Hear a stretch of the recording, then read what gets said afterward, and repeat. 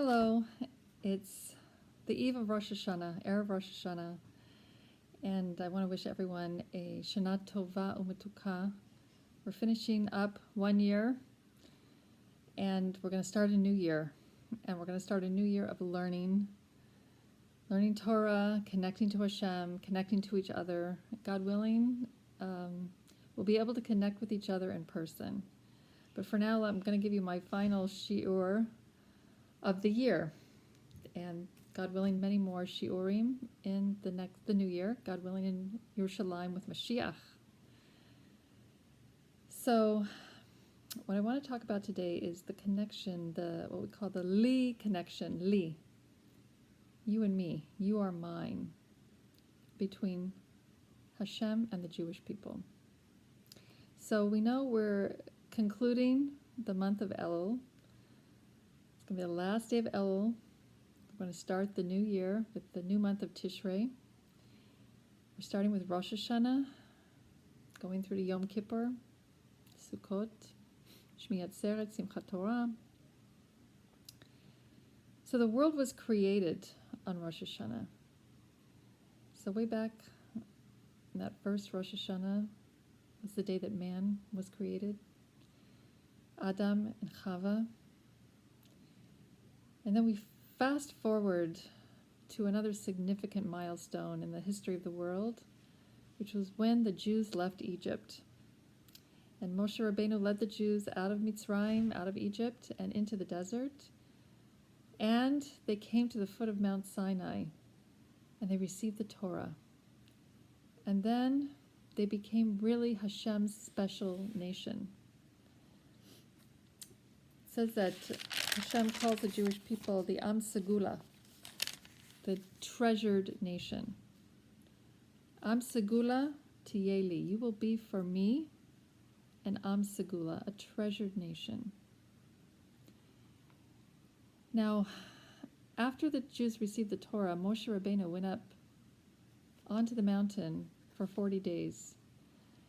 And he learned more Torah from Hashem to come and bring down the Torah to the Jewish people. But unfortunately, through all kinds of reasons, when he came down, he found that the Jewish people were worshiping the golden calf. And so Moshe took the tablets of the 10 Commandments that he had been carrying down. Now, these were the work of Hashem. These were tablets which Hashem had formed and he'd written on. And Moshe took them and he threw them down and shattered them when he saw that the Jewish people were worshiping a golden calf. How could Moshe have the chutzpah to do this? Was it in his anger? He was so angry that he took Hashem's tablets? How could he have the right to do such a thing? And yet we're told at the very last pasuk of the Torah that Rashi tells us that Hashem said to Moshe Rabbeinu when he slammed down the tablets and broke them, Hashem said to him, Yasher koach asher shibarta, that you did a good thing. Kol hakavod, good job that you broke those tablets. That was the right thing to do. So the reason that Moshe Rabbeinu broke the tablets can be explained by a story that our sages tell us, which is brought down by Rashi in the Chumash. When Moshe went back after Hashem forgave the people, then Hashem told him, Psalecha, carve for yourself new tablets. So they tell a story. It's like a king who was engaged to a princess. And the king, before the wedding, he went away on a trip.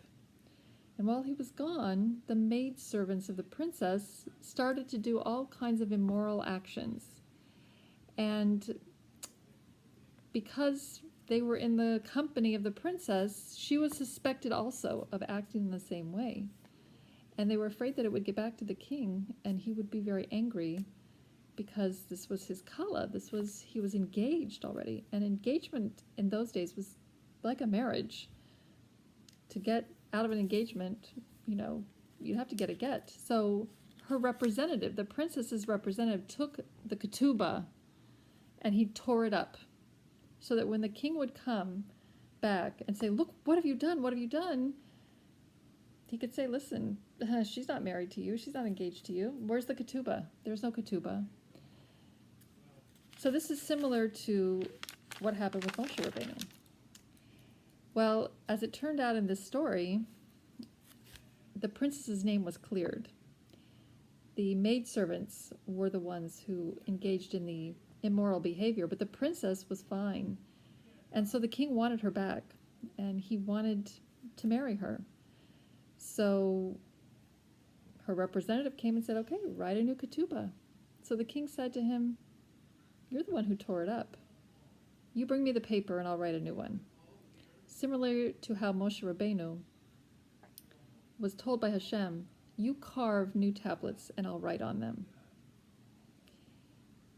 So Hashem is the king, and we, the Jewish people, are the princess. Sometimes it may seem like we're doing things that are not right. However, deep in our heart, we want to be one with Hashem.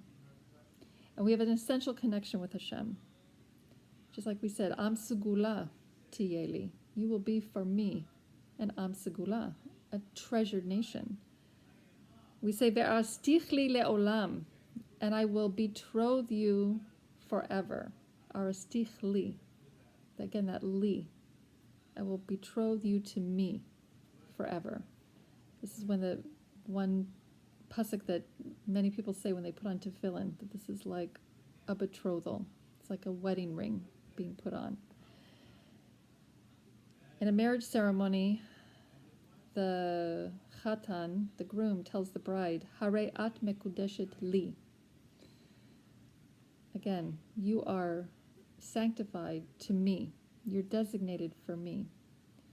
So Hashem, in that word li, lamed yud, Hashem is the lamed. It's the biggest letter in the alphabet. And Hashem is the biggest thing that there is, the most powerful, the greatest. And the yud, on the other hand, is the smallest, the little yid, the little pintala yid. But Hashem says, put me, the biggest, together with the smallest, but the one that shines, the pintala yid.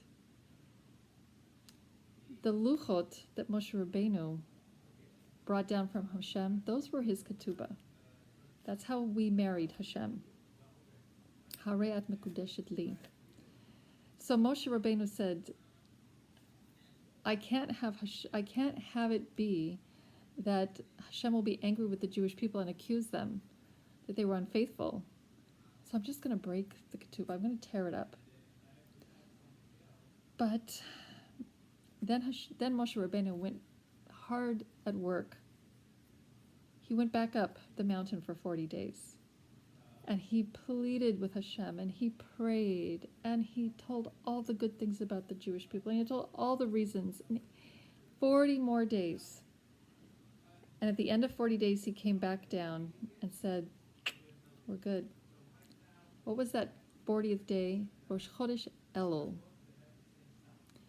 And we know that Elul is an acronym for Ani le Dodi, Ve'dodi li. That Moshe Rabbeinu managed to put the li back together. I am for my beloved, and my beloved is for me. Ani le Dodi, Ve'dodi li. He restored the li, the connection, the beloved connection, the treasured people connection of Hashem with the Jewish people. So when we think about it now, it's Rosh Hashana, and Hashem must be sitting up there and remembering the day he created mankind, remembering that time in the desert, that Rosh Hashana in the desert, when it was made peace between Hashem and the Jewish people, because then Moshe Rabbeinu went up on the mountain and he learned even more Torah from Hashem, and he wrote out the new ketubah, the new tablets, and he brought it down, and it was given to us on Yom Kippur. So Hashem is in his throne room on high, and he's remembering the the love that he has, that was established then, and his commitment to be with us no matter what. So it's a tremendous et ratzon, a time of favor. The li between us and Hashem is very strong. We are joined to Hashem as a treasured, special nation. Hashem wants to give us all the blessings, just like a king would want to give to his wife, to his princess. Hashem has everything in the universe at his disposal to give us blessings, and that's what he wants. So as we go into Rosh Hashanah, let's also think about our love for Hashem and our commitment to keeping the things written in that ketubah, in those luchot, in the Torah. And we'll enter Rosh Hashanah and we'll feel the love with Hashem and renew the commitment with Hashem. And we'll ask Hashem to please bless us with ruchnius, spirituality, and gashmius, with physicality. And most of all, the best blessing of all, which is Mashiach Tzidkenu. And it should be this year that we should celebrate in Yerushalayim. Shana Tova, Gemar Chatima Tova, and all the best. See you next year.